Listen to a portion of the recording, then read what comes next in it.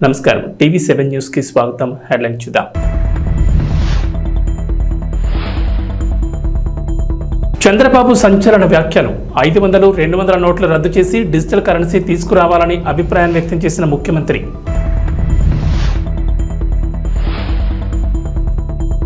పోటీ పరీక్షల వాయిదాపై రేవంత్ రెడ్డి కీలక కామెంట్స్.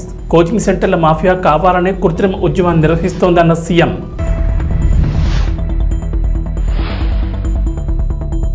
తెలంగాణకు కొత్త డీజీపీ, సీనియర్ ఐపీఎస్ జితేందర్కు ఛాన్స్.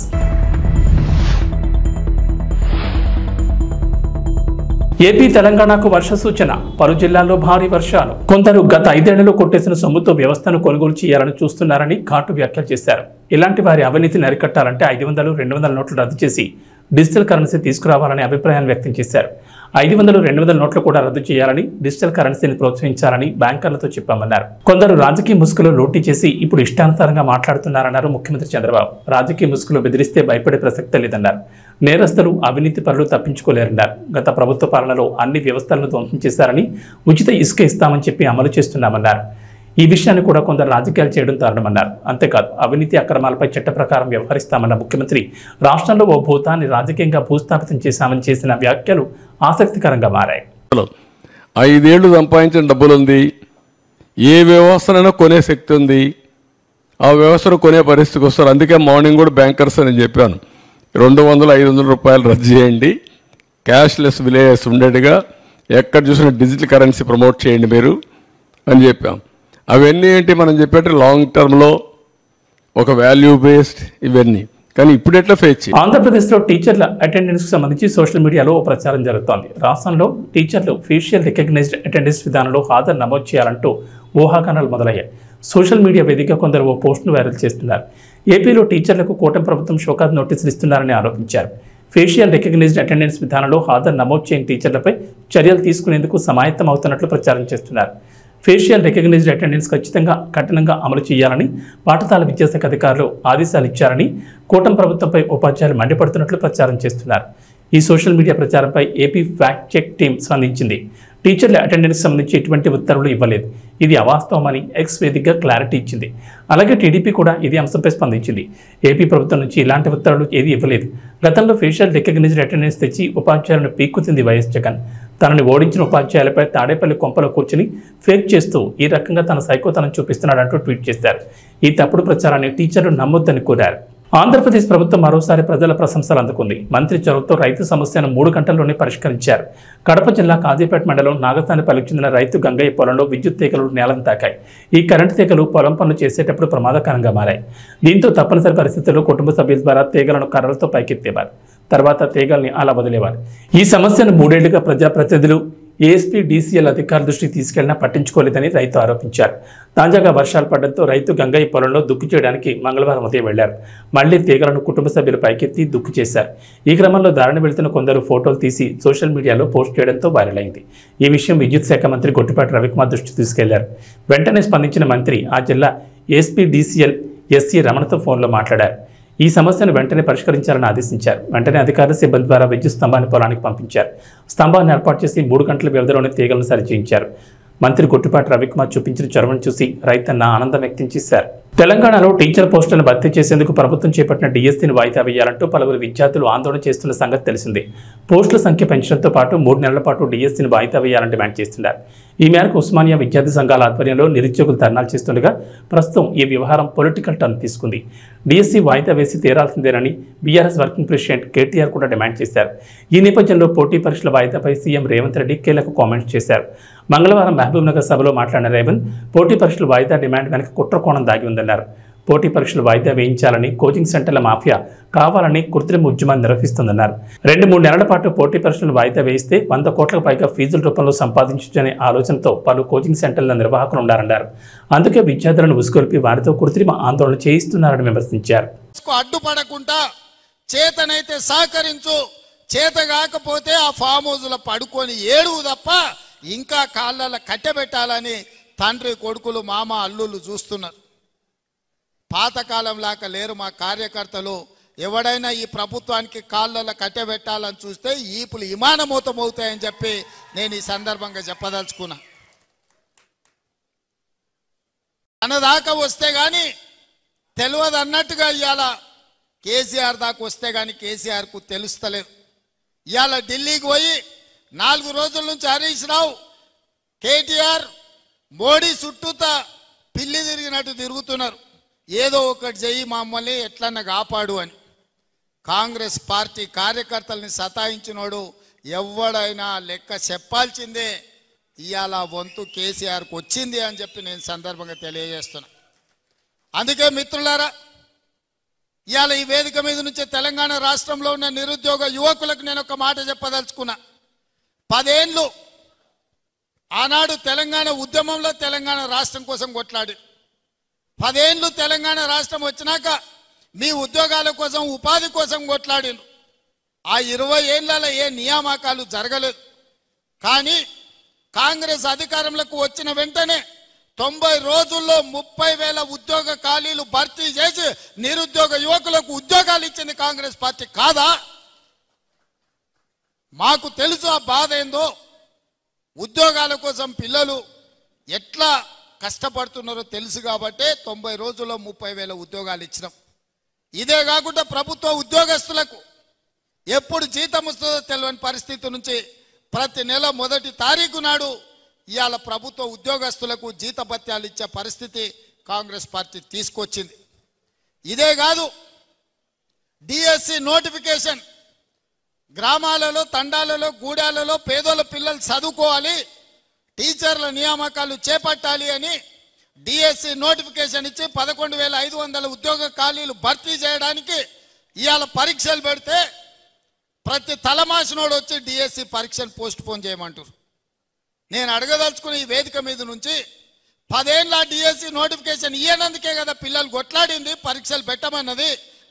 2022లో నోటిఫికేషన్ ఇస్తే ఇప్పటి వరకు పరీక్షలు జరగలేదు, పెట్టమనే కదా అన్నది. మనం క్యాలెండర్ డేట్ ప్రకారం ఇవాళ డిఎస్సి నోటిఫికేషన్ ఇచ్చి పరీక్షలు పెడుతుంటే కొంతమంది టీఆర్ఎస్ సన్నాసులు పరీక్షలు రాయనోళ్లను చదువు రానోళ్లను ఇవాళ ప్రభుత్వం పరీక్షలు వేయాలంటారు. గ్రూప్ 1 పరీక్షలు వాయిదాలు వేయాలంటారు. 2022లో ఆనాడు 1:50 లాగా నోటిఫికేషన్ ఇచ్చి పరీక్షలు పెట్టాలనుకున్నారు. పెట్టిన పరీక్షల ప్రశ్న పత్రాలు జిరాక్స్ సెంటర్లలో ఎక్కడ పడితే అక్కడ చౌరస్తాలలో పల్లి బఠానీలు అమ్మినట్టు అమ్మితే పరీక్షలు రద్దయిపోయినాయి. మనం వచ్చిన ఎంబడే గ్రూప్ 1కు నోటిఫికేషన్ ఇచ్చి ప్రిలిమినరీ ఎగ్జామ్స్ మొత్తం నిర్వహించి సరైన సమయంలో 4 లక్షల మంది విద్యార్థులు పరీక్షలకు అప్లికేషన్లు పెట్టి 3 లక్షల మంది పరీక్షలు రాసి నిన్నగాక మొన్న 31,000 మందిని ఈ పరీక్షలకు పాస్ చేసి గ్రూప్ 1లో ప్రిలిమినరీ రిజల్ట్స్ ఇచ్చినాం.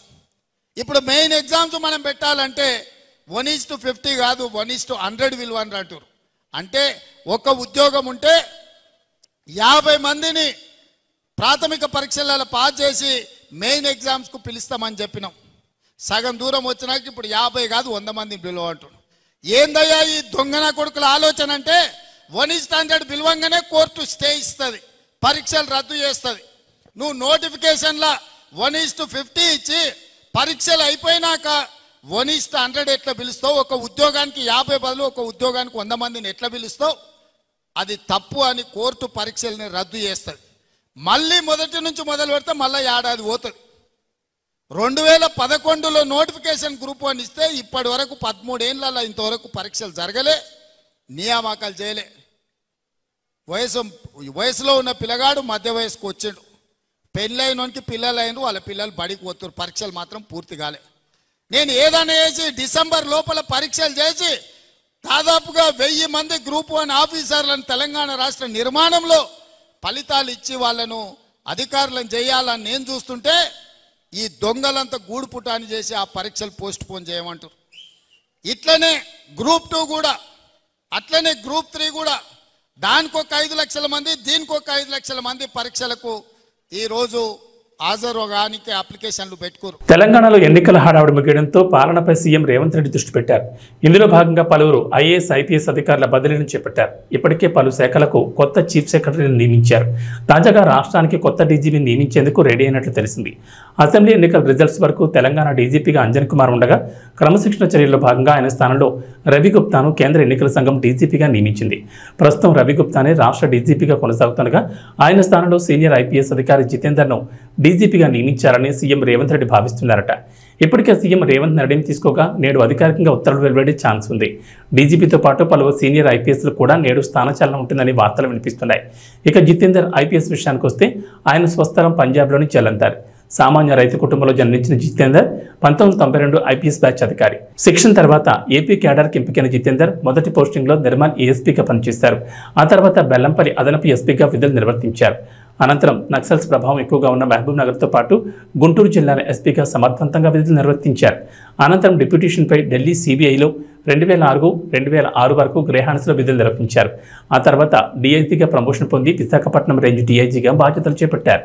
తెలంగాణ ప్రభుత్వం పంట పెట్టుబడి సాయం అందిస్తున్న సంగతి తెలిసిందే. గత బీఆర్ఎస్ ప్రభుత్వం రైతు బంధు పేరుతో ఎకరాకు 10,000 అందించిన సంగతి తెలిసిందే. ఖరీఫ్ రబీ సీజన్లలో 2 విడతలుగా రైతుల అకౌంట్లలో పంట పెట్టుబడి సాయం కోసం ప్రభుత్వం జమ చేసింది. అయితే కాంగ్రెస్ ప్రభుత్వం రైతు భరోసా పేరుతో కొత్త పథకాన్ని తీసుకొచ్చి ఈ మొత్తాన్ని 15,000కు పెంచింది. ఈ వర్షాకాలం సీజన్ నుంచి పంట సాగు చేస్తే రైతుల అకౌంట్లలో డబ్బులు జమ చేసేందుకు రెడీ అయింది. అందుకు కార్యాచరణ కూడా రూపొందించింది. ఈ నేపథ్యంలో రేవంత్ సర్కార్ కీలక నిర్ణయం తీసుకుంది. పథకం అమలు కోసం విధి విధానాల రూపకల్పనకు వేగంగా అడుగులు వేస్తోంది. అందులో భాగంగా అప్పటికే ఈ పథకంపై మంత్రివర్గ ఉపసంఘాన్ని ఏర్పాటు చేశారు. తాజాగా హైదరాబాద్ మినహా మిగిలిన ఉమ్మడి జిల్లాల వారీగా ప్రత్యేక వర్క్షాప్ నిర్వహించేందుకు మంత్రివర్గ ఉపసంఘం రెడీ అయింది. తెలంగాణ వ్యవసాయ శాఖ మంత్రి తుమ్మల నాగేశ్వరరావు సొంత జిల్లా ఖమ్మం నుంచి ఈ ప్రత్యేక కార్యక్రమాన్ని ప్రారంభించనున్నారు. డిప్యూటీ సీఎం మల్లుపట్టి విక్రమార్క ఆధ్వర్యంలో ఏర్పాటైన మంత్రివర్గ ఉపసంఘంలో మంత్రులు తుమ్మల నాగేశ్వరరావు, పొంగులేటి శ్రీనివాసరెడ్డి, శ్రీధర్ బాబు సభ్యులుగా ఉన్నారు. వారితో పాటు ఉమ్మడి ఖమ్మం జిల్లా ఇన్ఛార్జ్ మంత్రి హోదాలో రోడ్డు భవనాల శాఖ మంత్రి కోమటిరెడ్డి వెంకటరెడ్డి సైతం ఈ వర్క్షాప్లో పాల్గొనున్నారు. 5 ఏళ్ల క్రితం వెళ్లిపోయిన పరిశ్రమలన్నీ తమ ప్రభుత్వం వచ్చిన తర్వాత తిరిగి రాష్ట్రానికి వస్తున్నాయని రాష్ట్ర పరిశ్రమలు, వాణిజ్యం, ఫుడ్ ప్రాసెసింగ్ శాఖ మంత్రి టీజీ భరత్ అన్నారు. కర్నూలులోని ఆర్టీసీ బస్టాండ్లో 6 నూతన బస్సులను ఎంపీ నాగరాజ్తో కలిసి ఆయన ప్రారంభించారు.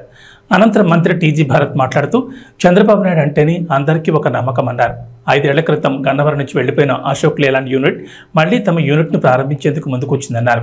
దీంతో పాటు ఇంకా ఎన్నో పరిశ్రమలు రాష్ట్రానికి రానున్నట్లు చెప్పారు. ఇక కర్నూలు ఆర్టీసీ బస్టాండ్ను రాష్ట్రంలోనే బెస్ట్ బస్టాండ్గా తీర్చిదిద్దేందుకు కృషి చేస్తామన్నారు. ప్రజలకు అన్ని సౌకర్యాలు అందుబాటులో ఉండేలా బస్టాండ్ను అభివృద్ధి చేయడంతో పాటు ఆర్టీసీకి ఆదాయం వచ్చేలా ముందుకు వెళ్తామన్నారు. త్వరలోనే కర్నూలు ఆర్టీసీ బస్టాండ్లో ఉన్న సమస్యలపై సమీక్ష నిర్వహిస్తానని మంత్రి తెలిపారు. ఇప్పుడు ప్రారంభించిన 6 బస్సులే కాకుండా ప్రయాణికులకు అవసరమైతే మరిన్ని బస్సులు ఏర్పాటు చేసేందుకు సిద్ధమన్నారు. ఇక త్వరలోనే విజయవాడ నుండి కర్నూలుకు విమాన సర్వీసులు ప్రారంభిస్తామన్నారు. ఈ మేరకు ఢిల్లీలో కేంద్ర మంత్రిని కలిసి చర్చించినట్లు పేర్కొన్నారు. ఎంపీ నాగరాజ్ మాట్లాడుతూ సీఎం చంద్రబాబు ఎన్నికల మేనిఫెస్టోలో ఇచ్చిన హామీల మేరకు అన్ని అమలు చేసే దిశలో ముందుకు వెళ్తున్నట్లు చెప్పారు. ఈ కార్యక్రమంలో ఆర్టీసీ ఆర్ఎం శ్రీనివాసులు, డిఎంలు సుధారాణి, సద్దాం హుస్సేన్ తదితరులు పాల్గొన్నారు. ఘంటసాల మండల పరిధిలోని శ్రీకాకుళంలో వేంచేసి ఉన్న శ్రీకాకుళేశ్వర స్వామివారిని అవనిగడ్డ ఎమ్మెల్యే మండలి బుద్ధప్రసాద్ దర్శించుకున్నారు. అత్యధిక మెజార్టీతో అవనిగడ్డ నియోజకవర్గం నుంచి శాసనసభ్యునిగా విజయం సాధించిన తర్వాత తొలిసారిగా దేవస్థానానికి వచ్చిన బుద్ధప్రసాద్ను ఆలయ సహాయ కమిషనర్ నల్లం సూర్యచక్రధర్రావు ఘనస్వాగతం పలికారు. బుద్ధప్రసాద్ గ్రామీణ యువజన వికాస్ సమితి అధ్యక్షులు, యువ నాయకులు మండలి వెంకట్రాములు స్థానిక నేతలతో కలిసి శ్రీ స్వామివారిని దర్శించుకోగా ఆలయ పండితులు వారికి ప్రత్యేక పూజలు నిర్వహించారు. బుద్ధప్రసాద్, వెంకట్రాములను సహాయ కమిషనర్ చక్రధర్రావు ఆలయ మర్యాదలతో ఘనంగా సత్కరించగా ఆలయ పండితులు వేదాశీర్వచనం అందించారు. అనంతరం ఆలయ ప్రాంగణంలోని శ్రీకృష్ణదేవరాయల విగ్రహానికి బుద్ధప్రసాద్, మండలి వెంకట్రామ్, చక్రధర్రావులు పూలమాలలతో నివాళులర్పించారు. ఈ కార్యక్రమంలో తెలుగుదేశం పార్టీ మండల అధ్యక్షులు తుమ్మల చౌదరి బాబు, తెలుగు యువత రాష్ట్ర కార్యనిర్వాహక కార్యదర్శి తాడికొండ వెంకటేశ్వరరావు, సీనియర్ నాయకులు పరుచూరి సుభాష్ చంద్రబోస్, సూపరింటెండెంట్ బొప్పన సత్యనారాయణలతో పాటు ఘంటసాల మండలంలోని సర్పంచులు, ఎంపీటీ సభ్యులు, కూటమి పార్టీ నాయకులు, కార్యకర్తలు పెద్ద సంఖ్యలో పాల్గొన్నారు.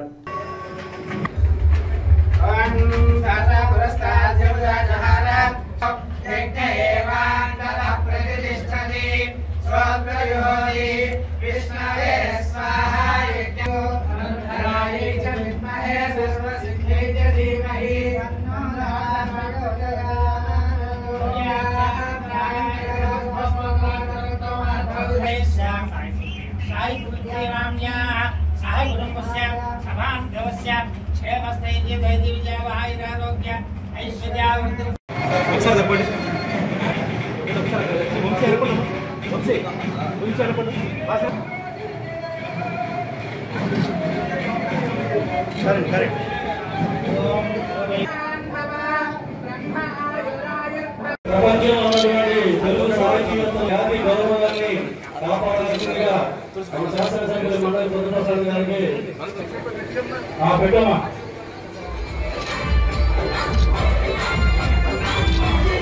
కామెడీ పేరుతో సోషల్ మీడియాలో చిన్నపిల్లలపై నీచమైన కామెంట్లు చేసి రాక్షసానందం పొందిన యూట్యూబర్ పి హనుమంతుపై రోజురోజుకి ఆగ్రహ జ్వాలలు పెరిగిపోతున్నాయి. ఇప్పటికే ఈ వివాదంపై హీరోలు సాయిధరం తేజ్, అడవిశేష్, నారా రోహిత్, మంచు మనోజ్, విశ్వక్షణ్, సుధీర్ బాబు, కార్తికేయ వంటి వారు రియాక్ట్ అయ్యారు. సోషల్ మీడియాలో వీరు చేసిన యుద్ధానికి ప్రభుత్వాలు కూడా స్పందించి సదరు యూట్యూబర్లపై చర్యలకు ఆదేశించాయి. అయితే తాజాగా ఈ ఘటనపై మంచు లక్ష్మి కూడా ఫైర్ అయ్యారు. మంచు లక్ష్మి ప్రధాన పాత్రలో నటించిన ఆదిపర్వం సినిమా ఈవెంట్లో ఓ రిపోర్టర్ అడిగిన ప్రశ్నకి మంచు లక్ష్మి రియాక్ట్ అయ్యారు. హనుమంత్ అనే యూట్యూబర్ చైల్డ్ అబ్యూజ్ చేసిన కాంట్రవర్సీ నడుస్తుంది కదా, దానిపై మంచు మనోజ్ కూడా ఫైట్ చేస్తున్నారు. దీనిపై మీరు ఏమంటారని రిపోర్టర్ ప్రశ్నించారు. దీనికి మంచు లక్ష్మి ఘాటుగా బదులిచ్చారు. చైల్డ్ అబ్యూజ్ చేసిన వాడని అడ్డంగా నరకాలన్న ఉద్దేశం, నడి రోడ్డు మీద వాళ్ళని నరికేయాలంటూ లక్ష్మి అన్నారు. ఈ కామెంట్స్ ప్రస్తుతం సోషల్ మీడియాలో వైరల్ అవుతున్నాయి. డార్క్ కామెడీ పేరుతో ఆడవాళ్లు పిల్లలపై నీచమైన కామెంట్లు చేస్తూ వాటిని సోషల్ మీడియాలో అప్లోడ్ చేస్తున్నారు పి హనుమంతు లాంటి యూట్యూబర్లు. వీరిపై చర్యలు తీసుకోవాలంటూ నెటిజన్లు కూడా పెద్ద ఎత్తున డిమాండ్ చేస్తున్నారు. దీంతో అటు ఏపీ ఇటు తెలంగాణ ప్రభుత్వాలు ఇప్పటికే ఈ వివాదంపై స్పందించాయి. వీరిపై ఫోక్సో చట్టం కింద కూడా చర్యలు తీసుకుంటామని తెలిపాయి. పద్మంతు అనే కాంట్రవర్సీ ఒకటి నడుస్తుంది. పద్మంతు అని కాంట్రవర్సీ ఒకటి నడుస్తుంది. మన మనోజ్ గారు కూడా దాని మీద పెద్ద ఫైట్ చేస్తున్నారు. ఒక చిన్న పాపని అబ్యూజ్ చేసి చైల్డ్ అబ్యూజ్ ట్రోలర్స్ రోస్టర్స్ అని చెప్పేసి పద్మంతు అనే ఒక ఛానల్ వాళ్ళు, మన మనోజ్ గారు కూడా దాని మీద చాలా సీరియస్ గా ఫైట్ చేస్తున్నారు. చైల్డ్ అబ్యూస్ చేసిన వాళ్ళని అడ్డంగా నరకాలని నా ఉద్దేశం, నది రోడ్డు మీద నరకాలని నా ఉద్దేశం. జింబాబ్వే పర్యటనలో ఆడిన తొలి టీ20 మ్యాచ్లో అనూహ్యంగా తడబడి ఓటమి పాలైన భారత్ రెండో మ్యాచ్లో బలంగా పుంజుకుంది. పరుగుల వరద పారించి 100 పరుగుల తేడాతో విక్టరీ నమోదు చేసింది. ఛాంపియన్ ఆట తీరుతో పత్తికోన జింబాబ్వేను మట్టి కనిపించింది. ఈ నేపథ్యంలో 2 రోజుల విరామం తర్వాత మూడో టీ20 మ్యాచ్కు సిద్ధమైంది. నేడు హరారే వేదికగా సాయంత్రం 4:30 మ్యాచ్ ప్రారంభం కానుంది. తొలి 2 మ్యాచ్లకు దూరమైన యశస్వి జైస్వాల్, సంజు శాంసన్, శివం దుబేలు జట్లోకి రావడంతో టీమిండియా మరింత బలంగా తయారైంది. అయితే వీరి కోసం ఎవరిని పక్కన పెడతారు అనేది ఆసక్తికరంగా మారింది. తన అంతర్జాతీయ కెరీర్లో ఆడిన 2వ మ్యాచ్లోనే సెంచరీ కొట్టిన యువ ప్లేయర్ అభిషేక్ శర్మ సత్తా చాటాడు. అయితే ప్రస్తుతం జట్లోకి యశస్వి జైస్వాల్ చేరడంతో అభిషేక్ తుది జట్టులో ఉంటాడా లేదా అన్నది ఆసక్తికరంగా మారింది. ఓపెనర్గా గిల్ రావడం దాదాపు ఖాయం. మరో ప్లేస్ కోసం అభిషేక్ జైస్వాల్ మధ్య పోటీ నెలకొంది. కానీ ఓపెనర్గా జైస్వాల్కు మంచి రికార్డు ఉంది. ఈ నేపథ్యంలో యాజమాన్యం అతని వైపు మొగ్గు చూపే అవకాశం ఉంది. దీంతో అభిషేక్ శర్మ 3వ ప్లేస్లో ఆడే అవకాశం ఉంది. రుతురాజ్ 4వ స్థానంలో బ్యాటింగ్కి వస్తాడు. ధ్రువ్ జురేల్ స్థానంలో సంజు శాంసన్ ఎంట్రీ ఇస్తాడు. రియాన్ పరాగ్ ప్లేస్లో శివం దుబే జట్లోకి వచ్చే అవకాశం ఉంది. బౌలింగ్ విషయానికి వస్తే ముఖేష్ కుమార్, ఆవేష్ ఖాన్, రవి బిష్నోయ్, వాషింగ్టన్ సుందర్లో సత్తా చాటేందుకు సిద్ధంగా ఉన్నారు. ఇక వాతావరణ విషయానికి వస్తే తెలంగాణ ప్రజలకు హైదరాబాద్ వాతావరణ శాఖ చల్లని కబురు చెప్పింది. ఇవాళ రేపు 2 రోజుల పాటు రాష్ట్రంలో వర్షాలు కురుస్తాయని చెప్పారు. బలమైన నైరుతి రుతుపవనాలతోడు సముద్ర మట్టానికి 3.1 నుండి 7.6 కిలోమీటర్ల మధ్యలో ఆవర్తనం కొనసాగుతుందని వెల్లడించారు. ఏపీ తీరం వద్ద పశ్చిమ మధ్య బంగాళాఖాతాన్ని ఆనుకుని కేంద్రీకృతమైన ఆవర్తనం నేడు బలహీనపడిందన్నారు. దీని ప్రభావంతో తెలంగాణలోని 10 జిల్లాల్లో భారీ వర్షాలు కురుస్తాయన్నారు. అటు ఆంధ్రప్రదేశ్లో వర్షాలు కొనసాగుతున్నాయి. ఉత్తర కోస్తా తీరం మీద ఉన్న ఆవర్తనం ప్రభావంతో కోస్తాంధ్ర, రాయలసీమలో రాబోయే 3 రోజులు తేలికపాటి నుంచి ఓ మోస్తరు వర్షాలు కురిసే అవకాశం ఉందని వాతావరణ శాఖ అంచనా వేసింది. అలాగే పలు చోట్ల ఉరుములతో కూడిన జల్లులు అనేక చోట్ల కురిసే అవకాశం ఉందని అంటున్నారు. ఉత్తర కోస్తాలో పలు చోట్ల భారీ వర్షాలు కురుస్తాయని, ఈదురుగాలులు గంటకు 30 నుంచి 40 కిలోమీటర్ల వేగంతో వీస్తాయని అంటున్నారు వాతావరణ శాఖ అధికారులు. ఇవి బులెటిన్ విశేషాలు. నమస్కారం.